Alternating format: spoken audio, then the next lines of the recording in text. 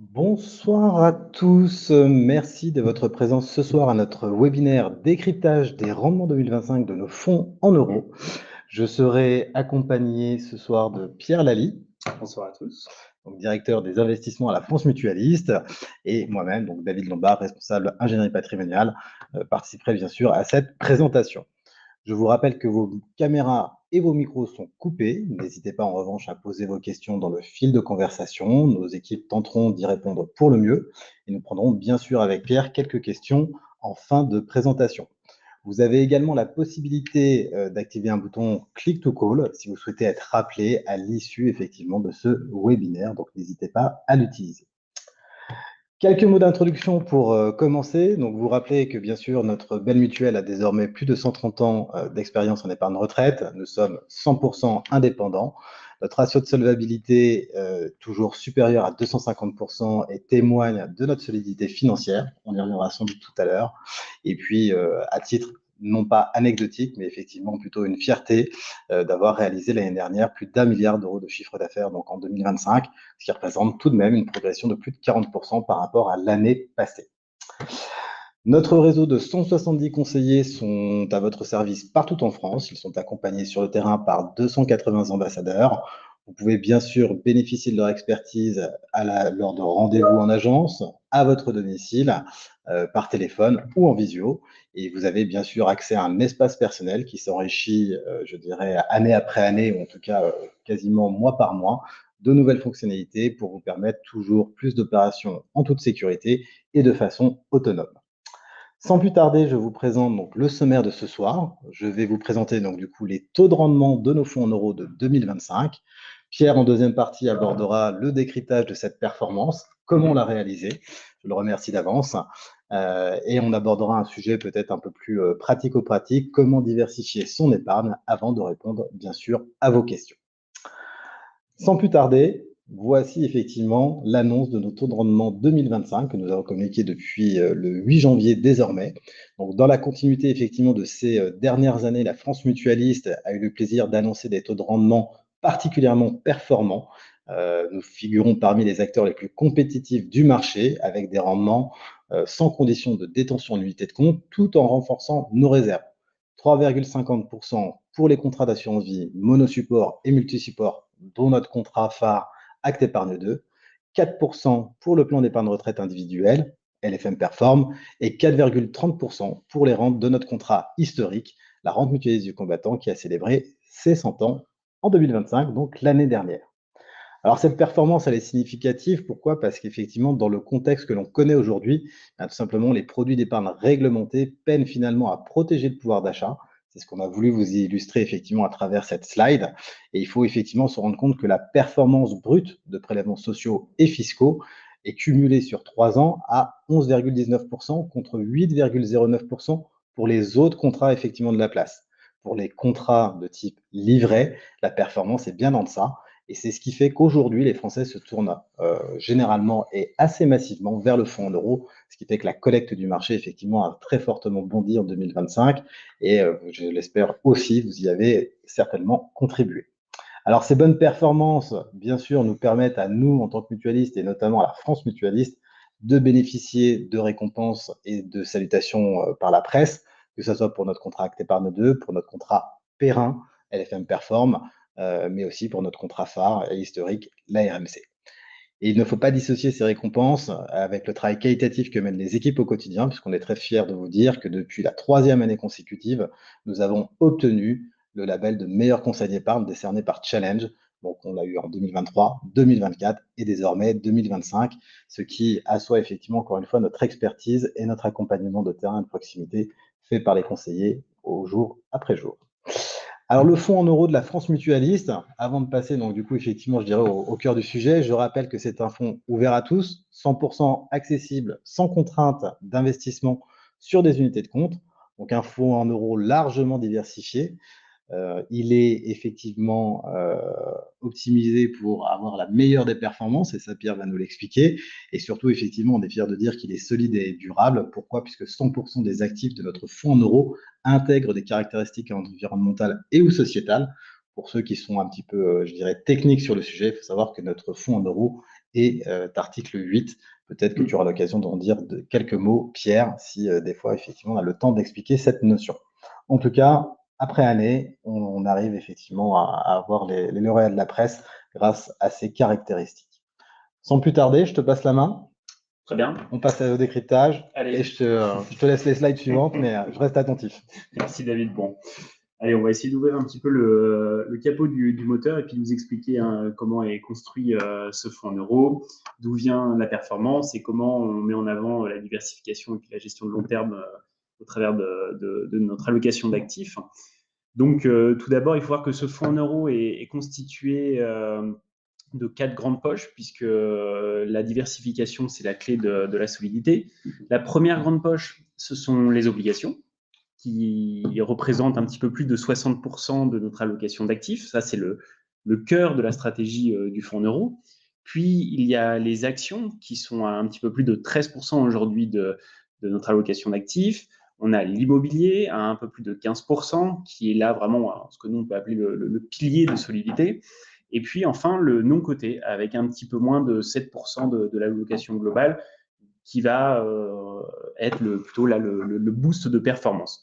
Donc, c'est vraiment une diversification globale au travers de tous les actifs qu'on peut avoir dans ce fonds en euros, tout en ayant une gestion prudente, avec un objectif qui est une performance durable et puis un risque qui est maîtrisé.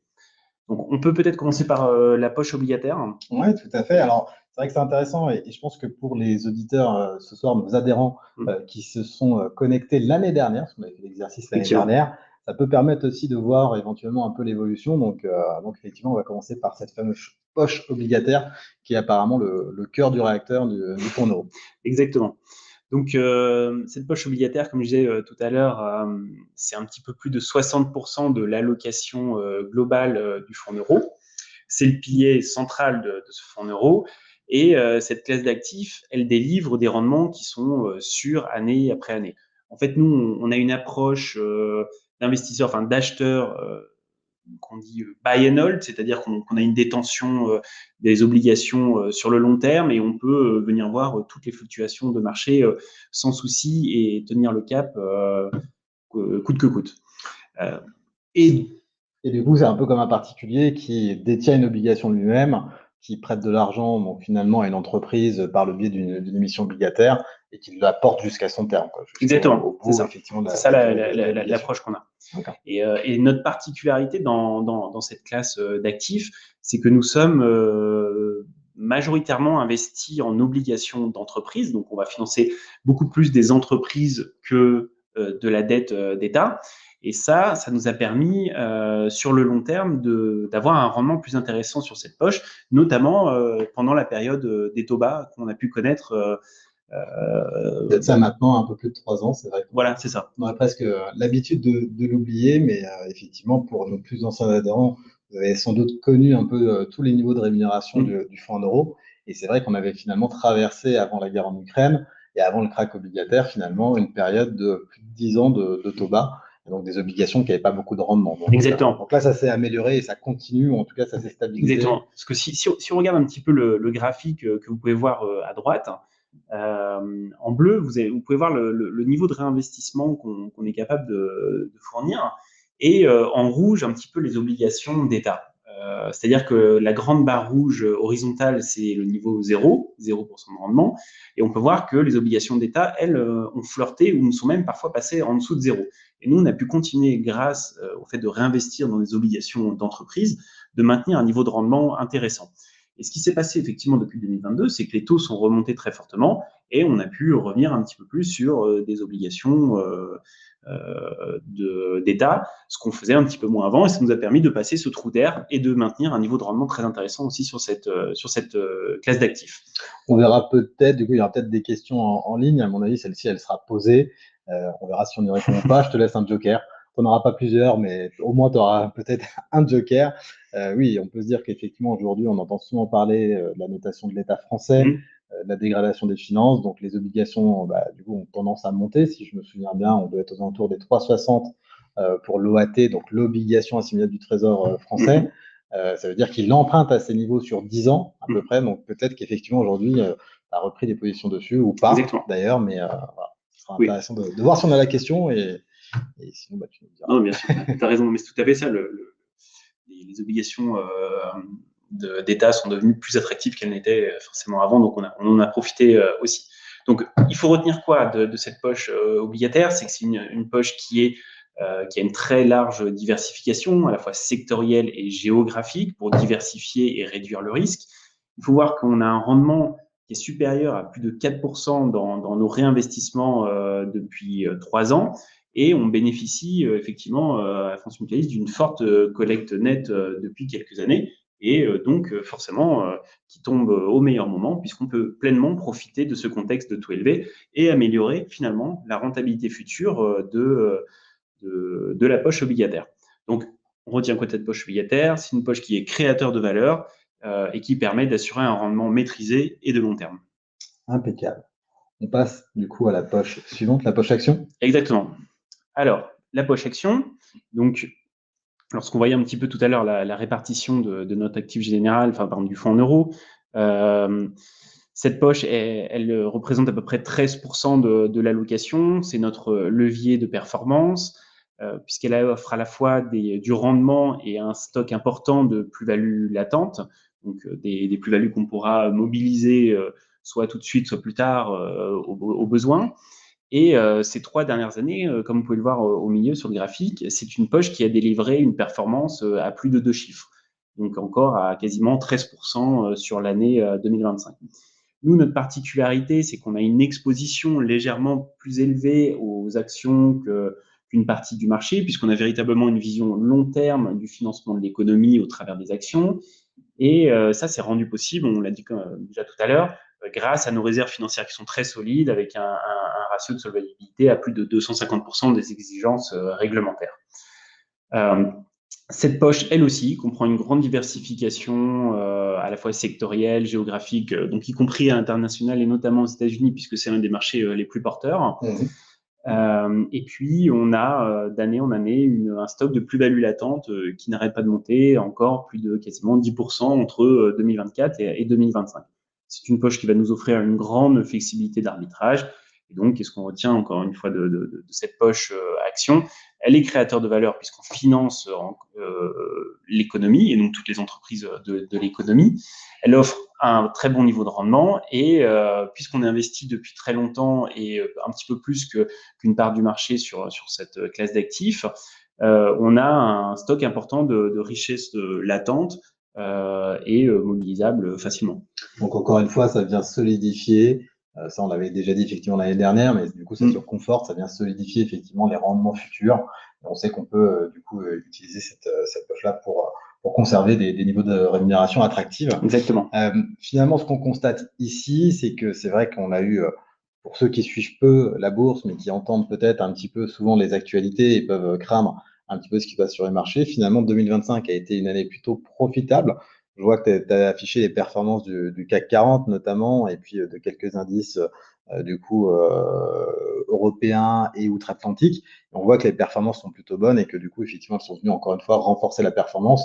Donc beaucoup de chahuts, mais quand on a une vision de long terme, au final, c'est payant et ça vient encore une fois renforcer du coup la performance de 2025 et c'est tant mieux pour nos adhérents. Très bien.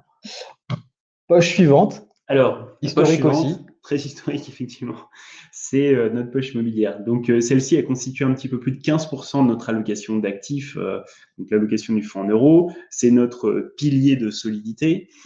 Et puis la particularité pour nous dans cette poche immobilière, c'est qu'on détient de l'immobilier de grande qualité puisqu'il est quasiment exclusivement résidentiel et avec une localisation plutôt dans l'ouest parisien, donc dans les beaux quartiers. Cette poche, elle génère aussi des revenus locatifs récurrents et comme je disais, le stock de plus-value latente est très, très important parce que finalement, il y a des immeubles qu'on détient depuis plusieurs décennies. Donc voilà, c'est une richesse latente qui fait la solidité de ce fonds en euros et avec une valorisation quasi stable pour nous sur cette poche en 2025. Super. Et du coup, par rapport à cet immobilier, donc, enfin, on voit notamment noter que la valorisation est stable, donc c'est sûr qu'on pourrait se dire que c'est lié à la fluctuation du marché immobilier, Nous, on a plutôt effectivement des anciens immeubles qui sont plutôt bien gérés, bien entretenus. Alors, c'est vrai qu'on sourit toujours, mais on a, je crois, une rue, quasiment la France Mutualiste, dans un quartier de Paris qui est pas trop mal situé.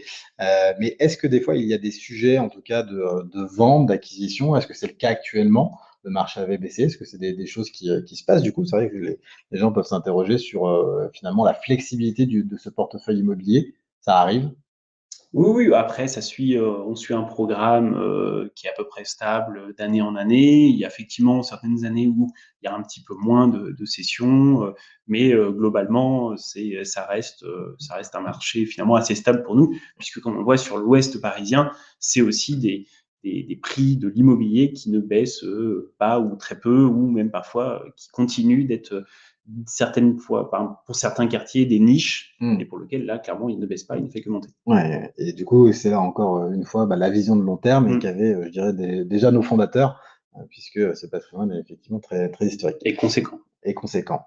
On en arrive peut-être à la partie, moi, qui me plaît le plus, et je suis sûr que toi aussi. Il y a une dernière poche dont on parle peut-être un petit peu moins, pourtant c'est, je trouve, la part vivante finalement de notre fonds en euros, celle qu'on met en lumière. On vous réserve une petite surprise juste après la présentation de cette slide, où voilà, j'évoquerai quelques nouveautés pour nos adhérents qui sont peut-être un peu plus curieux. Oui, tout à fait. Ça, c'est la quatrième poche qui constitue véritablement notre fonds en euros. C'est la poche de non-coté. Celle-ci, elle représente à peu près légèrement moins de 7% de notre fonds en euros. Et c'est celle qu'on peut appeler un petit peu le boost de rendement du fonds en euros.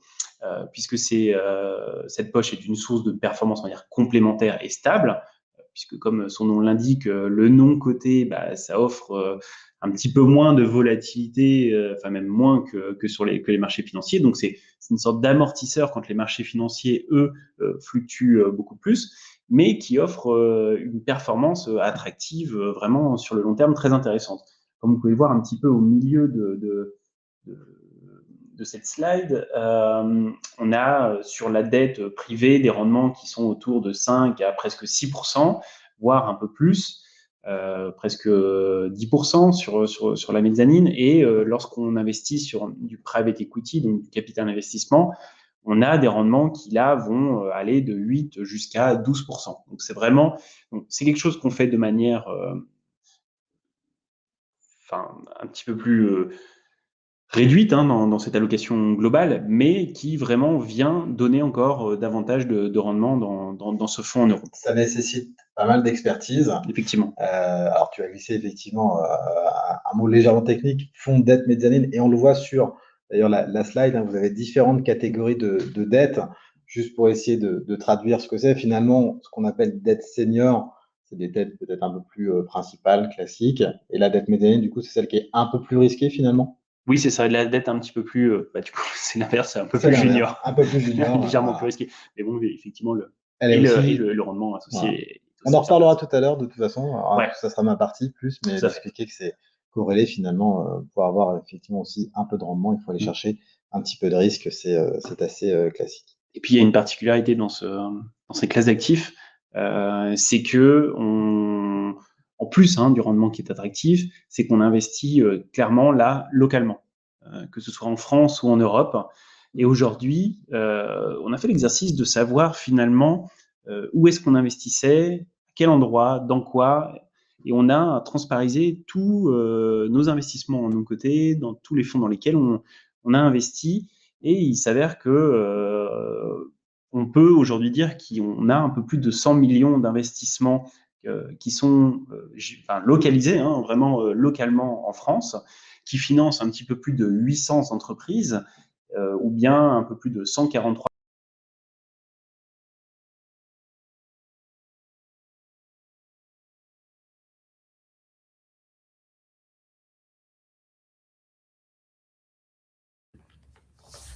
Alors, je suis.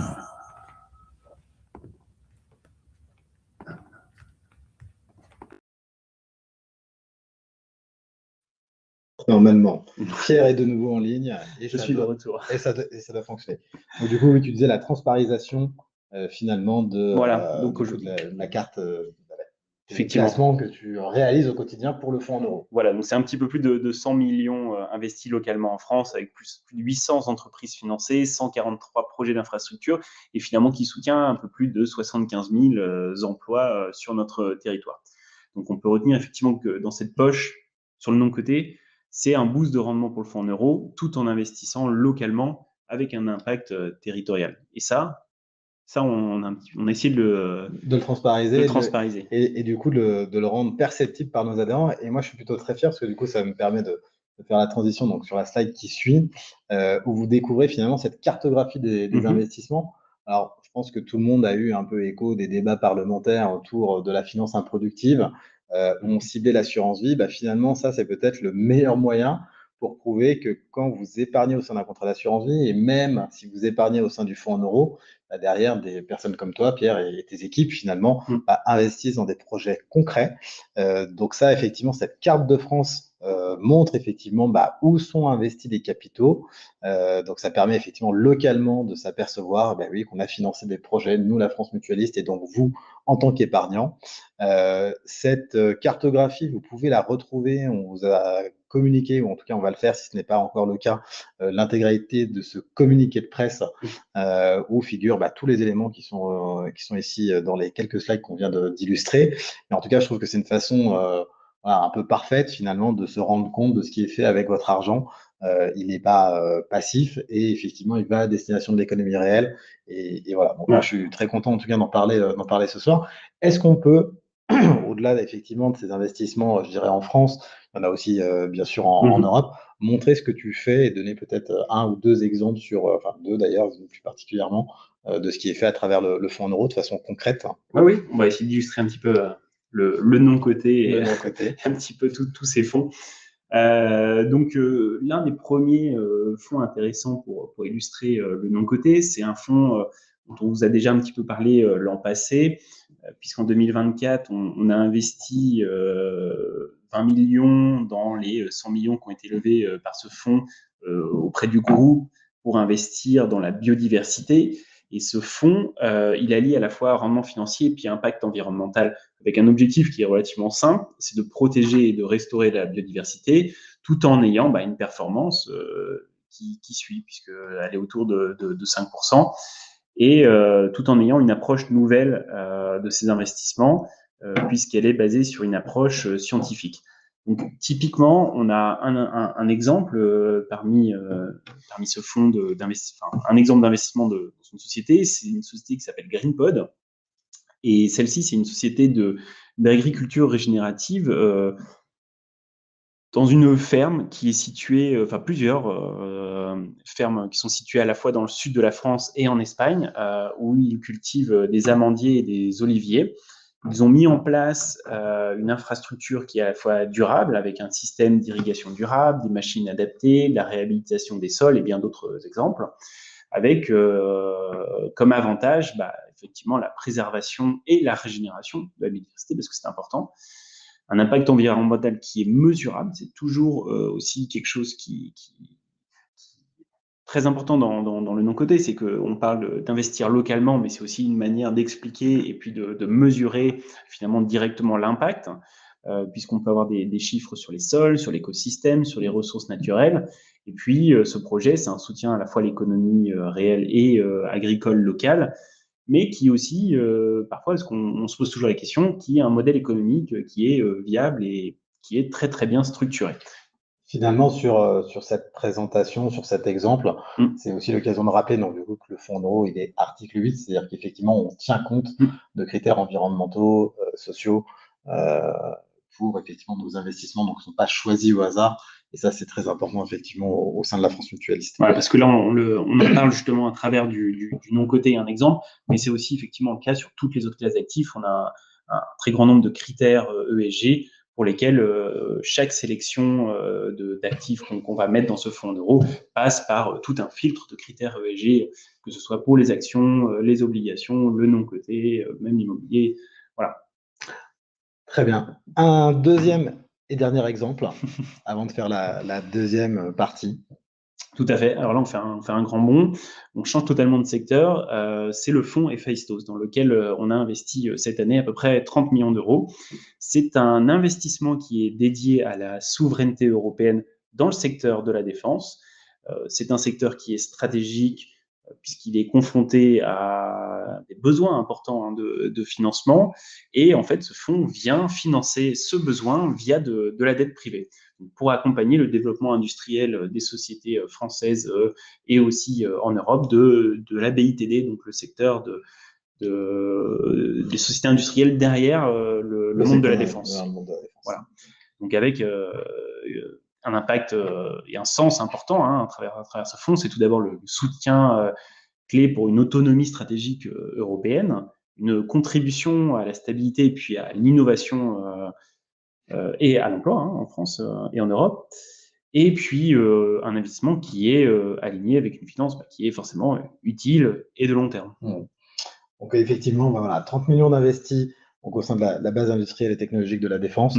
C'est important de le souligner. Je pense que le contexte, hélas, effectivement, rend nécessaire ce type d'investissement, mais encore une fois, on le fait, je pense, en lien avec nos valeurs historiques, finalement, dans le secteur de la défense. Donc je pense qu'effectivement, aujourd'hui, il est important pour nous aussi de contribuer à ce niveau-là à finalement cette souveraineté. Et d'ailleurs, la souveraineté n'est pas la souveraineté en termes de défense n'est pas le seul objet de souveraineté. Il y en aura peut-être d'autres thématiques qui sont développées dans les mois ou années à venir, que ce soit chez nous ou d'ailleurs dans d'autres compagnies.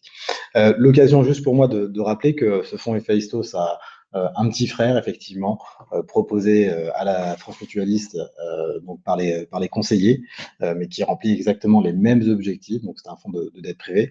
Alors, ceci n'a pas valeur de conseil en investissement, mais voilà, si vous êtes également intéressé à titre particulier, vous pouvez aller prendre tous les renseignements sur à la fois notre site, mais également auprès de vos conseillers pour éventuellement y souscrire.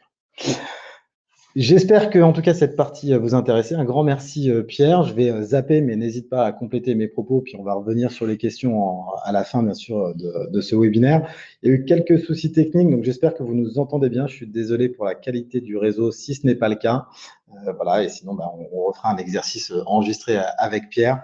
On va essayer de poursuivre en attendant. Donc, la deuxième partie. Ah si, oui, non, Pierre, est-ce que tu peux, parce qu'on a passé quelques temps et du coup, avant de passer à la dernière partie, synthétiser en 3 mots, 3 phrases, comme tu veux, mais voilà. Non, alors, ce qu'il faut retenir, clairement, de notre fonds en euros, c'est que c'est un fonds en euros qui est solide, qui est diversifié, puisque c'est très important, et également responsable. Il délivre une performance qui est lisible et puis qui est construite sur une vision vraiment de long terme, tout en ayant en fait une gestion prudente et puis au service de nos adhérents. Parfait. Merci Pierre. Bien, après que Pierre a illustré finalement la diversification au sein du fonds en euros, ma mission ce soir, c'est aussi de vous illustrer le fait qu'il est important de diversifier votre épargne, ou en tout cas comment le faire au sein de votre contrat d'assurance vie. Alors là, encore une fois, l'objet n'est pas de vous donner des conseils en investissement, mais plutôt une façon de faire pour essayer d'améliorer votre potentiel de gain. L'assurance vie, bien sûr, a pour objet de répondre à souvent un projet, vous épargnez en but de ce projet, ça peut être prendre sa retraite, anticiper l'avenir de ses enfants ou petits-enfants, et puis bien sûr, des fois, dynamiser tout simplement son épargne.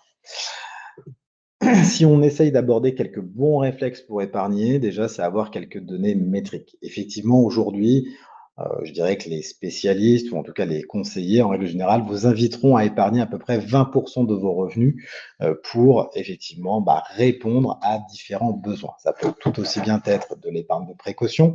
Et là, effectivement, on parle souvent d'avoir 3 à 6 mois de salaire pour faire face aux imprévus, que ça soit effectivement une panne de voiture, changement d'électroménager ou autre. Et puis, bien sûr, cette épargne elle va surtout permettre de répondre à des projets de plus long terme, comme l'acquisition de la résidence principale ou sujet phare de ces dernières années, finalement, l'anticipation de la retraite. Plus on épargne tôt, plus l'effort d'épargne est moindre et surtout, effectivement, on est sûr d'avoir une enveloppe à disposition pour le projet que l'on souhaite mener. Alors, dans ce conseil d'épargne, il y a un effet qui est important. Pourquoi on essaye de vous dire de le faire régulièrement? C'est ce que j'ai voulu illustrer avec un simple graphique. C'est qu'effectivement, pour quelqu'un qui mettrait effectivement 300 € de versement programmé pendant 20 ans, Il arriverait par exemple à épargner 72 000 euros. Et puis finalement, la question qu'il faut se poser, c'est si c'est épargné, selon le type de support, quel rendement et quel capital je peux obtenir. Et cet effort d'épargne, un peu, je dirais, forcé, qu'on rendrait obligatoire, tout simplement deviendrait 110 000 euros à terme, hein, s'il était investi à hauteur de 50% en fonds en euros, extrêmement bien géré par Pierre et ses équipes, et 50% effectivement en unités de compte diversifiées. Donc là, pour cet exemple, j'ai pris sur ce mix finalement une hypothèse de rendement de 4,25%. Là où vous l'avez compris, l'épargne de précaution et sécuritaire finalement offre des rendements bien moins élevés. Alors oui, c'est sûr, effectivement, c'est pas une épargne qui est dédiée à l'épargne de long terme, hein, c'est une épargne de court terme pour faire face aux imprévus. Donc finalement, c'est pas le bon remède quand on essaie de financer des projets de long terme. Et là, finalement, on se rend compte que sur le long terme, oui, c'est la diversification qui va jouer un rôle clé et offrir près du double effectivement de rémunération par an par l'effet de capitalisation. Alors, quelques règles d'or pour bien investir et vraiment la clé ici, hein, avant de se lancer, c'est bien sûr définir le projet que l'on souhaite réaliser, définir ses objectifs, c'est la clé de tout. Il faut également bien sûr intégrer l'horizon de placement. Si vous avez un projet court, moyen ou long terme, bien évidemment, l'exposition au risque n'est pas du tout la même. Il faut également, bien sûr, déterminer son profil de risque. Est-ce que vous êtes prêt à accepter qu'il y ait du chahut, hein, comme on a pu voir finalement ces derniers mois. Je pense qu'il y a un président, en tout cas, au monde qui aime bien agiter la planète financière. Voilà, donc il faut déterminer si vous êtes prêt à accepter les fluctuations que rencontre le marché, par exemple, actuellement. Et puis, clé avant tout à respecter, c'est bien sûr être patient. Alors, je vous ai mis 2-3 illustrations pour vous donner un petit peu les niveaux de risque des classes d'actifs. Et vous vous rendez bien compte que dès lors qu'on va chercher de la diversification, notamment à travers des investissements en unités de compte sur les marchés actions, et bien du coup, il faut respecter un horizon de long terme. Et vraiment, je vous ai mis une autre courbe qui est assez symbolique, mais qu'on rencontre très souvent lorsqu'on accompagne les adhérents. C'est que, bien sûr, on se pose toujours la question finalement de quel est le moment clé pour investir, avec toujours des questions qui sont un peu récurrentes et qui, effectivement, nous font douter. On a tendance à se dire, voilà, quand ça baisse, c'est peut-être pas le moment d'investir parce que ça baisse. Ça a remonté, mince, j'ai loupé effectivement le bon moment pour investir. Bref, autant de questions qu'il faut essayer de relativiser et sur lesquelles il faut pas hésiter à solliciter l'appui d'un conseiller. Donc, en conclusion, effectivement, et c'est ça qu'il faut avoir sur cette règle d'or, en tout cas ces 4 règles d'or illustrées, c'est que l'investissement, il doit être préparé, il doit être construit avec un projet, il doit respecter bien sûr le niveau de risque que vous souhaitez. Et puis, c'est la régularité, bien souvent, des versements que vous allez réaliser qui va permettre d'atteindre l'objectif que vous souhaitez et de limiter les aléas du marché. Donc, on investit avec régularité, on accepte aussi que tous les rendements ne performent pas au même moment. Voilà, je peux avoir une classe d'actifs effectivement qui fonctionne bien à un moment donné et puis une autre qui fonctionne un peu moins bien. Et vous allez voir effectivement qu'en construction, généralement, lorsqu'on vous accompagne, effectivement, on prend des choses qui sont décorrélées entre elles. Je vais revenir sur cette notion dans un instant. Et puis, il faut laisser bien sûr le temps au temps et puis ne pas répondre au bruit. Donc, effectivement, quand c'est agité, il faut se rassurer, prendre du recul et respecter finalement le scénario, la stratégie qu'on a mis en place. Alors la diversification, je vous l'ai dit, c'est présent pour augmenter votre espérance de gain. Vous avez différentes classes d'actifs qu'on appelle généralement les actions, les obligations, même le monétaire. Donc Pierre l'a montré finalement en illustration à travers le fonds en euros. C'est aussi extrêmement important voilà, d'avoir un peu toutes ces poches d'actifs, puisqu'elles répondent différemment au marché. En tout cas, effectivement, c'est là-dessus que repose le fonctionnement des marchés. Et bien sûr, elles représentent, en tout cas, elles se différencient par leur durée, par leur risque et la performance qui est associée. Donc, chaque classe d'actifs a un risque et un intérêt, et c'est ça qu'il faut garder à l'esprit. Alors, on peut se poser la question effectivement de est-ce qu'il faut les diversifier, ces classes? Est-ce qu'il faut choisir pendant un moment donné une? Voilà, est-ce qu'il faut être que action? Est-ce qu'il faut que être obligation? Généralement, non, il vaut mieux effectivement diversifier pour réduire le risque globalement et bien sûr, effectivement, cela ne va pas affecter le rendement. Au contraire, on va construire plutôt un rendement stable et régulier sur le long terme. C'est tout l'intérêt de la diversification. On évite finalement de subir une forte perte à un moment donné si on a procéder au mauvais pari. Si vous jouez effectivement la classe obligataire en 2022, bah, c'était peut-être pas profitable, puisqu'effectivement, on a eu un choc de taux qui fait que bah, les fonds, effectivement, ont plutôt mal vécu la période. Donc, c'est important, effectivement, à chaque fois, d'avoir une stratégie qui mélange un petit peu toutes ces classes d'actifs.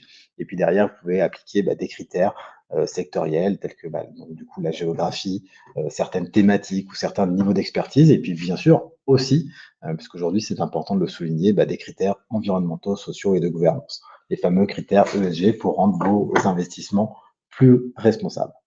Alors, à la France Mutualiste, finalement, comment faire? Eh bien, il y a deux modes de gestion. Vous pouvez adopter la gestion profilée d'un côté et la gestion libre de l'autre. La gestion profilée, c'est bien sûr la gestion où on s'occupe de tout. Nous vous proposons actuellement, et vous aurez sans doute bientôt un peu de surprise, un peu de nouveau sur le sujet, mais en tout cas, actuellement, nous vous proposons 4 profils, dont 4 qui sont vraiment orientés sur des thématiques de demain et qui soutiennent des enjeux de développement durable, donc des convictions très fortes au sein de la mutuelle. Et puis surtout, effectivement, bah, cette diversification et cette gestion profilée, bah, du coup, elles sont pilotées par la France Mutualiste. Donc, à la fois, on sélectionne les fonds qui sont à l'intérieur, et puis vous bénéficiez au sein de cette gestion profilée d'un arbitrage, d'un rééquilibrage automatique qui permet effectivement de conserver l'exposition au risque que vous avez souhaité. Et ça, c'est plutôt un sain principe de gestion. On arrive à la fin de la présentation. Je voulais vous rappeler ici, bien sûr, que les avantages d'Acte Épargne 2, notamment, bah, c'est d'avoir un fonds en euros très performant, qui a été brillamment, je pense, illustré par Pierre il y a quelques minutes. Nous avons accès, bien sûr, à une large gamme d'unités de compte en architecture ouverte, c'est-à-dire que ce ne seront pas que des fonds de la France Mutualiste. Voilà, on va chercher l'expertise là où elle est, et ça, généralement, ces fonds en unité de compte sont porteurs d'un potentiel de gain en fonction bah, de votre profil investisseur, bien entendu. Un accompagnement personnalisé par des conseillers mutualistes disponibles en agence, téléphone ou à domicile. Et puis bah, un contrat finalement salué par beaucoup d'experts de renom sur la place et une presse effectivement qui nous remet, je dirais, année après année, beaucoup de trophées. Donc, on va passer, je dirais, à la salve de questions. Voilà, donc on va regarder un petit peu les surprises qu'on nous a laissées, Pierre. On va essayer d'en traiter un maximum pendant les 8 à 10 minutes qui nous restent pendant ce webinaire.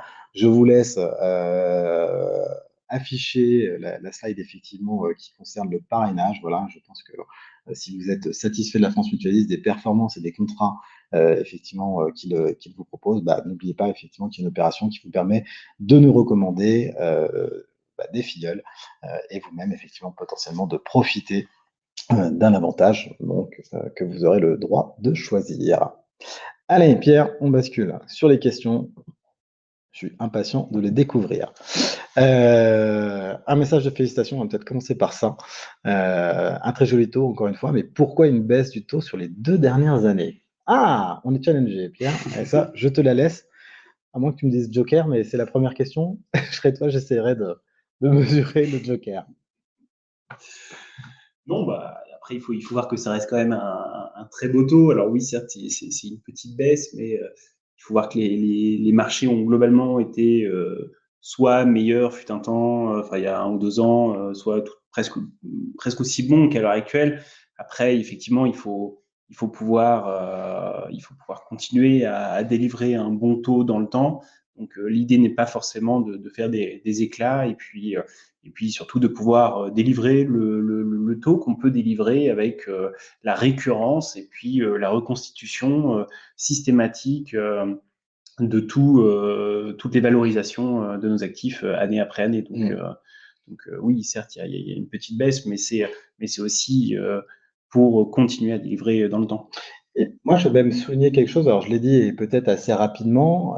Faut pas oublier que cette performance qu'on a servie cette année, mais comme bah, les 2 dernières années, hein, elle a été faite sans toucher à nos réserves. Donc, ce qui est important de souligner aussi, hein, c'est que ce 3,50, il est délivré sans qu'on aille piocher par ce qu'on a réussi à générer l'année dernière. Donc, ça, c'est extrêmement important. On vous a montré à travers une slide que la surperformance par rapport au marché, on la délivre après.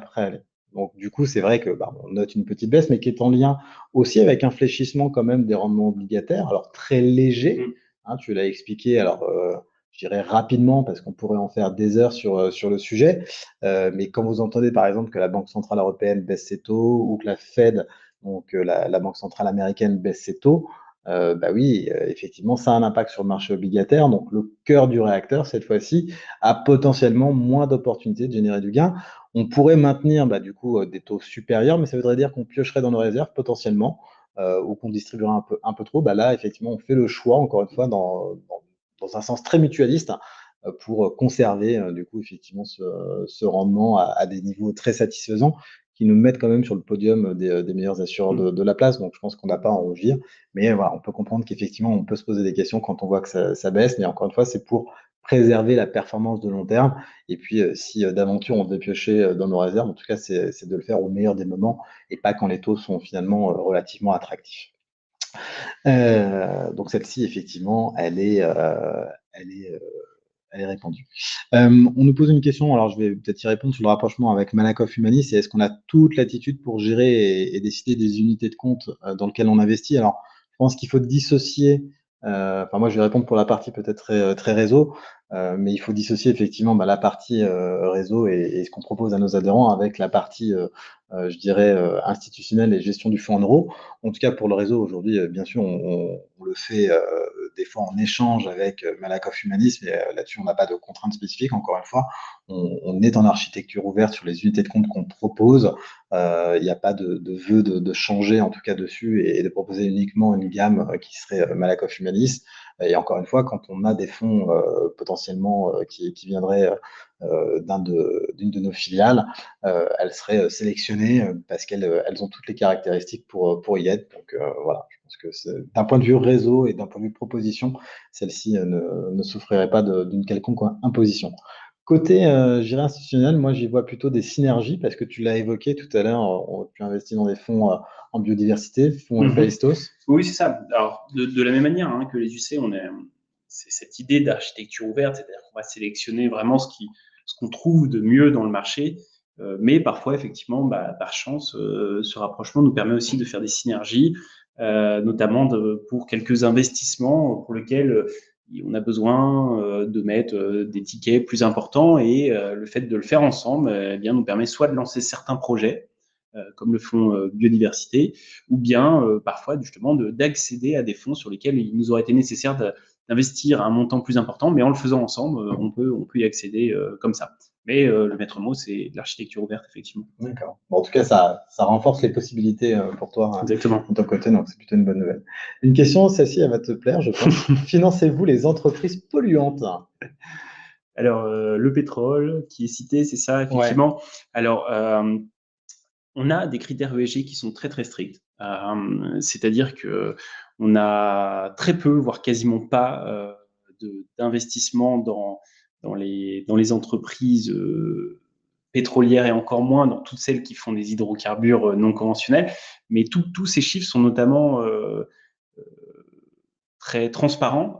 Vous pourrez trouver ça enfin toutes ces questions que vous pouvez avoir dans notre rapport ISR pour lequel on essaye d'être le plus transparent sur toutes les classes d'actifs, sur nos investissements qui vont concerner le charbon, le pétrole ou autre, parce que ce sont des investissements qu'on ne souhaite pas faire et sur lesquels, si on en a eu, ou bien les sociétés évoluent un petit peu, et bien dès qu'on a l'information, on désinvestit. Donc non, il y a quasiment pas ou très très peu d'investissement dans les sociétés qu'on peut dire polluantes et encore plus sur celles qui seront les pires.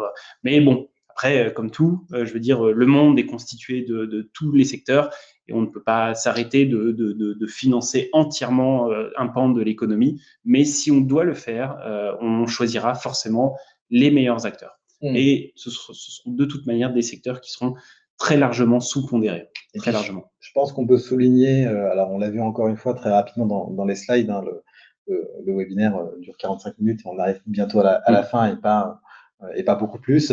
Mais c'est vrai qu'on a des enjeux de décarbonation qu'on porte très fortement au sein du fonds en euros, donc ça faut le souligner. Alors certes, ça ne concerne pas forcément que le pétrole, mais en tout cas, on est très vigilant là-dessus. Je pense que les projets financés, notamment dans mon côté, étaient vraiment très orientés développement durable, hein, que ce soit du coup financement de la barrière de corail, de réparation de la barrière de corail au Galapagos. Enfin, voilà, je pense à ce type de projet ou le fonds de biodiversité qu'on a cité. Donc c'est sûr qu'effectivement, Ça, voilà. c'est effectivement des projets emblématiques, mais pour toute sélection de sociétés dans lesquelles on investit, à la fois en actions ou en obligations, ils vont passer toute une quantité de critères ESG en amont de chaque investissement, et on va donc, nous, avoir une sélection best in class dans lequel on va choisir les meilleures sociétés qui ont une trajectoire de décarbonation qui seront, in fine, du moins qu'on essaye d'aligner avec les accords de Paris pour notre portefeuille. Et tu le soulignais, mais donc on a un rapport ISR qui est disponible sur le site si vous souhaitez le consulter, qui détaille effectivement tous ces éléments et notre politique sur le sujet. Exactement. On me demandait le coût de la gestion pilotée, donc profilée pour en tout cas Acte Épargne 2, sachez qu'elle est gratuite, clé en main.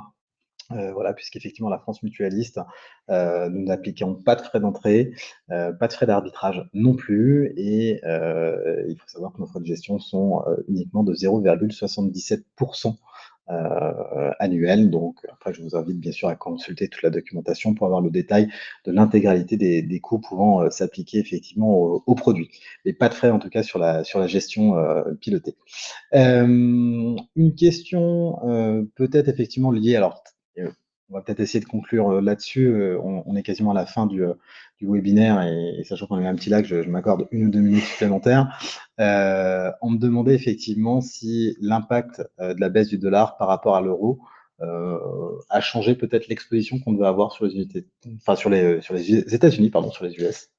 Alors, on a une exposition effectivement sur les actions aux États-Unis. Elle n'a pas fondamentalement changé. Elle a été un petit peu réduite effectivement dans l'année 2025 pour réduire un petit peu l'impact qu'il y a pu avoir sur l'échange entre l'euro et le dollar, parce que il faut quand même avoir en tête que effectivement cette variation a impacté à peu près de 12% tous les investissements qui auraient été libellés en dollars ramenés en euros, puisque en fait, si on regarde un petit peu certains indices américains qui ont fait entre 16 et 20%, si on les ramène effectivement en euros, ça ne fait que entre 7 et 3% durant l'année 2025.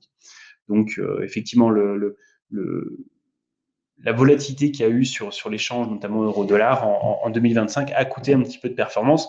Mais en parallèle, on a eu ce sur quoi on est en fait majoritairement investi, les indices européens, des indices européens qui ont été quand même incroyables sur l'année 2025, puisqu'on a un CAC 40 qui a fait à peu près 10%, on a un Eurostoxx, donc l'indice européen plus large, à peu près un peu plus de 20%, et voire même certains indices espagnols qui ont vraiment fait des records à plus de 50%. Très performants. Et voilà. Donc oui, un petit impact, mais finalement qui a relativement modéré sur le tout et avec une bonne diversification.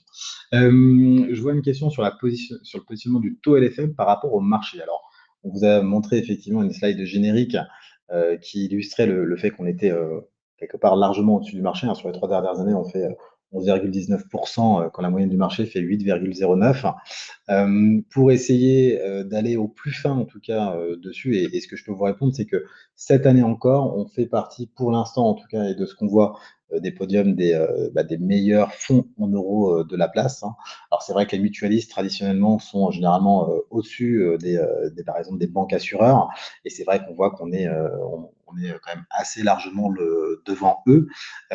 Moi je dirais, et j'illustrerai en complément, le fait que quand vous regardez un fonds en euros, et ça c'est vraiment je dirais quand on vous parle et quand en introduction, généralement je vous rappelle qu'on a 130 ans d'histoire, c'est que vous avez beaucoup, et je pense notamment aux interlocuteurs en ligne, des belles performances sur les fonds en euros. Je ne les citerai pas, bien entendu, ces confrères, et je ne sais pas qu'ils ont un travail qu'il faut dévaloriser, mais par contre, bien souvent, ce sont des fonds en euros qui sont beaucoup plus jeunes. On l'a souligné, tu l'as souligné, on a traversé un contexte depuis 2022 qui fait que les rendements obligataires sont meilleurs. Et donc, du coup, effectivement, ces nouveaux fonds en euros, finalement, on bénéficie à plein. Et si on doit uniquement l'illustrer, si on peut le comparer par exemple au plan d'épargne retraite individuel, notre PER, oui, on a affiché 4% de rendement. Pourquoi? Parce que finalement, on n'a pas l'historique des années précédentes, donc aussi cette période de taux bas où il a fallu naviguer finalement. Mais aujourd'hui, effectivement, nous, on est depuis plus de 10 ans, c'est ce qu'on vous a illustré, mais depuis fort longtemps, en tout cas, au-dessus du marché. Donc, c'est une compétence qu'on a développée, je pense, à la France Mutualiste, et c'est pas effectivement un effet de quelques années, ou en tout cas, on n'est pas de tout jeunes acteurs. Donc, je pense que notre performance, elle est saluable à ce titre-là et nous différencie effectivement du reste de la concurrence. Qu'est-ce qu'on a? Alors, peut-être une dernière question, j'essaie de les bailler parce qu'on commence, voilà, on est à 50 minutes, donc je vais en prendre peut-être une dernière que j'essaie de trouver qui pourrait être intéressante, ou en tout cas intéresser la plupart des personnes. Euh, je vois qu'il y en a beaucoup. Je suis désolé, je fais un petit tri et une sélection. Ta, ta, ta. Alors, je vois qu'il y avait une question sur la CSG, effectivement. Bon, je le dis en cherchant une autre question. Effectivement, la hausse de la CSG ne s'impacte pas sur l'assurance vie. Et pour l'instant, effectivement, on devrait avoir du coup une hausse de la CSG qui concerne les paires individuelles assurantielles. Mais ces sujets, effectivement, restent assez assez technique et challengé effectivement par la plupart des acteurs de la place. Donc peut-être qu'il y aura des modifications pour l'avenir, mais la hausse de la CSG en tout cas concerne le père individuel. Et ben écoute, la dernière question que je vais trouver, et je ne sais pas si tu vas pouvoir y répondre, Pierre, je suis désolé, mais c'est là où tu auras le droit de jouer le joker et sinon on vous y reviendra. Mais on me demande effectivement quel est le niveau et pourquoi on ne communique pas plus dessus, mais c'est vrai qu'on devrait le faire un petit peu plus. Le montant des réserves que l'on a à la France Mutualiste. Est-ce que tu l'as, ou en tout cas, ou en pourcentage, effectivement, combien ça représente par rapport à notre actif général? Alors effectivement, c'est quelque chose qu'on ne communique pas forcément et je ne sais pas quel est le souhait de communiquer ou pas dessus. Bah, Je vais faire une partie de Joker, mais effectivement, c'est bien quelque chose qu'on donne chaque année et année après année. Donc, alors, moi, je sais qu'en tout cas, moi, voilà, c'est des choses dont on parle. En tout cas, on peut avoir des questions, effectivement, par certains adhérents. On va peut-être conserver le joker pour nous laisser le plaisir peut-être de répondre, en tout cas, à la personne. Ce que je peux vous dire, en tout cas, sur le sujet, c'est qu'effectivement, elles sont très hautes et nous mettent à l'abri, hein. Quand on parle de ratio de solvabilité, bien sûr qu'effectivement, le montant de nos réserves joue aussi sur cette solidité financière. Euh, Je sais pas pourquoi j'ai un ordre d'idée aux alentours des 3% de nos actifs, mais je pourrais être totalement dans l'erreur, donc je préfère que vous le reteniez pas. Et en tout cas, ce qu'on veut dire, c'est que c'est pas un souhait de pas communiquer, on devrait peut-être le faire un petit peu plus. Ce qu'on sait, c'est que année après année, finalement, on continue de ne pas piocher dedans, on les alimente plus que régulièrement. Et quand on parlait de performance tout à l'heure par rapport à la place, le fait de dire qu'on a servi du 3,50, d'avoir un montant de collecte net, donc finalement, bah, les rentrées versus les sorties records, bah, on peut se dire effectivement qu'on a mis aussi pas mal d'épargne, je dirais en tout cas de côté pour assurer les rendements futurs. Donc c'est peut-être ça qu'il faut retenir. Effectivement, c'est que en tout cas on n'y touche pas et c'est peut-être le plus important. Je suis désolé, il y a beaucoup de questions. Les équipes vont continuer de tenter en tout cas d'y répondre en ligne. Je vous remercie en tout cas pour votre écoute. Un grand merci Pierre pour ta disponibilité. Voilà, je pense que ça satisfait nos éditeurs. Désolé encore pour l'incident technique et j'espère que l'enregistrement aura été suffisamment de qualité. On s'en assurera en retour. En tout cas, n'hésitez pas à nous contacter pour réaliser d'autres opérations et nous vous reviendrons bientôt pour un nouveau webinaire. Merci à tous. merci, au revoir.